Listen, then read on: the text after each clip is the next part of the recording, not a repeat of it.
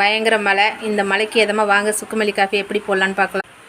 ரொம்ப நாளாக என்னை கேட்டுகிட்டே இருந்தீங்க சுக்குமல்லி காஃபி எப்படி போடுறதுன்ட்டு. தண்ணி போட்டு நல்லா காய். நெக்ஸ்ட்டு என்னன்னாக்கா இதில் நம்ம இஞ்சியும் சேர்த்துக்கலாம். அப்படி இல்லைன்னா சுக்கு இருந்தால் சுக்கும் சேர்த்துக்கலாம். என்னென்னா இஞ்சி, மல்லி, மிளகு, ஏலக்காய் நல்லா இடித்து எடுத்துக்கலாம். குறன்னு நல்லா இடிச்சிட்டேன். கொதிக்கட்டும். எல்லாத்தையும் இதில் எடுத்து போட்டேன். நல்ல ஃபுல் ஃப்ளேமில் வச்சு நல்ல ஒரு 10 நிமிஷம் நல்லா கொதிக்க விடுங்க.